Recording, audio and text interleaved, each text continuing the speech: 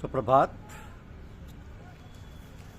प्रेम भाव और भक्ति भाव, यह हमारी आज की आध्यात्मिक चर्चा का विषय। प्रेम भाव और भक्ति भाव।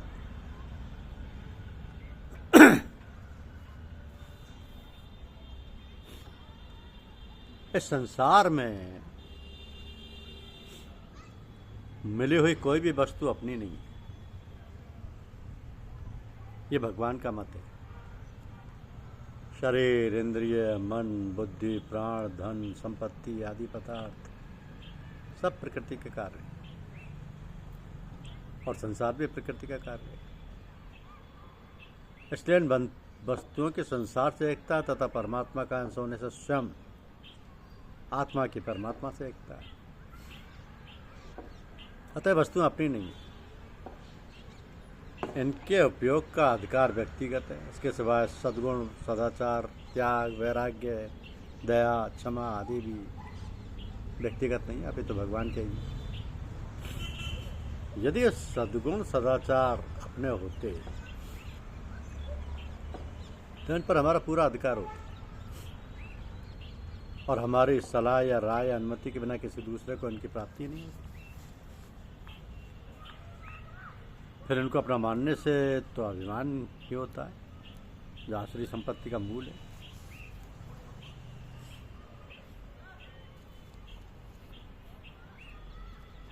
जीवन का एकमात्र उद्देश्य आध्यात्म तत्व यानी परमात्मा की प्राप्ति का है।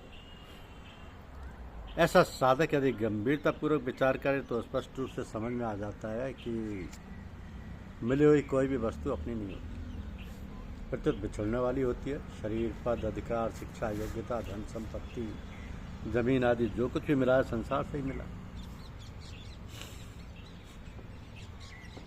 और संसार के उपयोग के लिए ही मिली वस्तुओं को चाहे संसार का माने, चाहे प्रकृति का माने और चाहे भगवान का माने, पर सार बात यही है कि वह अपना नहीं है। जो वस्तुएं अपनी नहीं है वह अपने लिए कैसे हो सकती है। अब साधक को ना तो कोई वस्तु अपनी माननी है और ना कोई कर्म ही अपने लिए करना है। अपने लिए किए गए कर्म बांधने वाले होते हैं, अर्थात यज्ञ के अतिरिक्त अन्य कर्म मनुष्य को बांधने वाले होते हैं। यज्ञ के लिए कर्म करने वाले साधक के संपूर्ण कर्म, संचित कर्म भी विलीन हो जाते हैं। भगवान समस्त लोकों के महान ईश्वर, सर्वलोक महेश्वर। जब मनुष्य अपने को वस्तुओं का स्वामी मान लेता है तब वह अपने वास्तविक स्वामी को भूल जाता है, क्योंकि वह अपने को जिन वस्तुओं का स्वामी मानता है उसे उन्हीं वस्तुओं का चिंतन होता रहता है।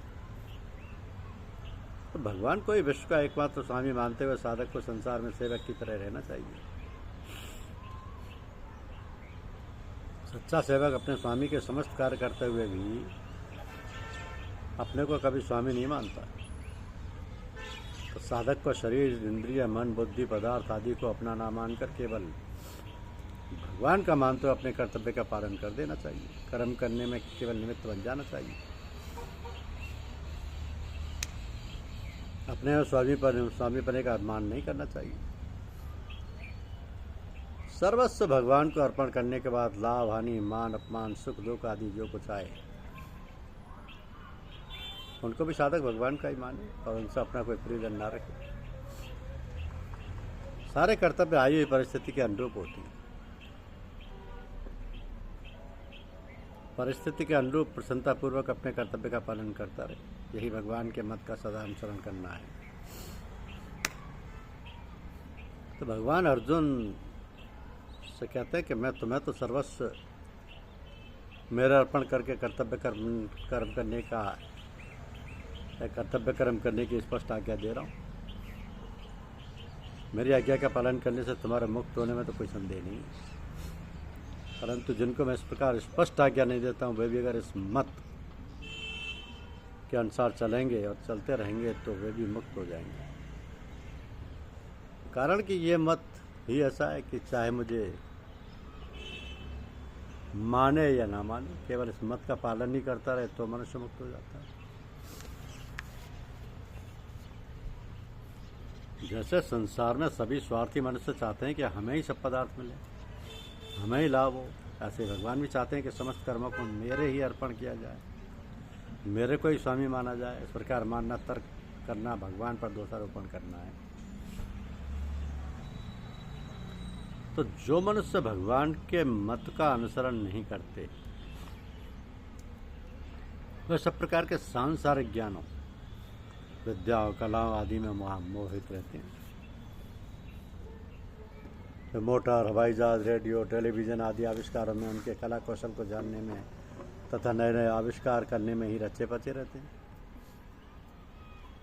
जल पर तैरने, मकान आदि बनाने, चित्रकारी करने आदि शिल्पकला में, मंत्र, तंत्र, यंत्र आदि की जानकारी प्राप्त करने में तथा उनके द्वारा विलक्षण विलक्षण चमत्कार दिखाने में, देश विदेश की भाषाओं, लिपियों, रीति रिवाजों, खान पान आदि की जानकारी प्राप्त करने में ही लगे रहते हैं।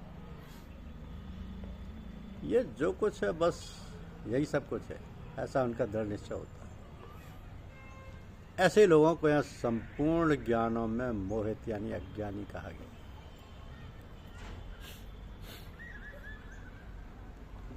तो भगवान के मत का अनुसरण न करने वाले मनुष्य में सत असत, सार असार, धर्म अधर्म, बंधन मोक्ष और परमार्थिक बातों का भी विवेक नहीं होता।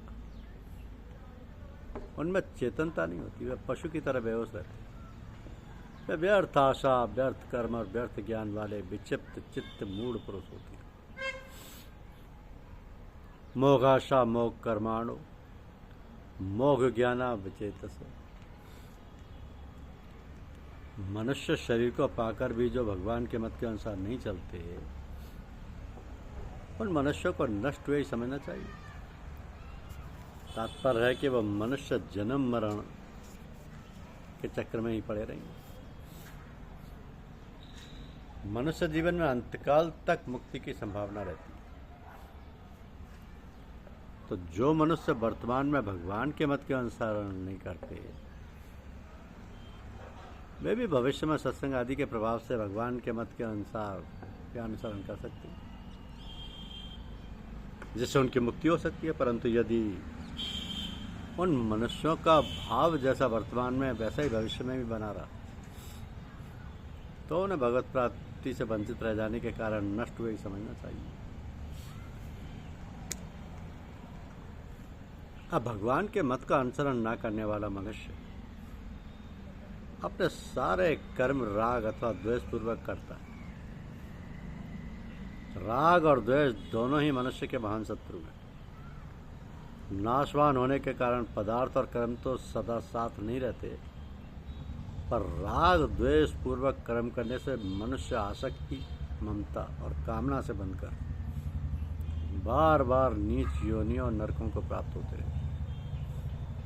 इसलिए भगवान ऐसे मनुष्यों को नष्ट हुए ही समझने की बात कहते हैं। तो भगवान के सिद्धांत के अनुसार चलने वाले मनुष्य कर्म बंधन से मुक्त हो जाते हैं और ना चलने वाले मनुष्यों का पतन हो जाता है। इससे ये तात्पर्य निकलता है कि मनुष्य भगवान को माने या ना माने, इसमें भगवान का कोई आग्रह नहीं, परंतु उसे भगवान के मत या सिद्धांत का पालन अवश्य करना चाहिए। इसमें भगवान की आज्ञा है। अगर वह ऐसा नहीं करेगा तो उसका पतन अवश्य हो जाएगा। यदि साधक भगवान को मानकर उनके मत का आचरण करे तो भगवान उसे अपने आप को दे देंगे। परंतु यदि भगवान को ना मानकर केवल उनके मत का भी आचरण कर सके तो भगवान उसका उद्धार कर देंगे। तात्पर्य यह है कि भगवान को मानने वाले को प्रेम की प्राप्ति होगी और भगवान का मत मानने वाले को मुक्ति की प्राप्ति हो जाती है। फिर से समझिए कि भगवान को मानने वाले को प्रेम की प्राप्ति होगी और भगवान का मत मानने वाले को मुक्ति की प्राप्ति हो जाती है।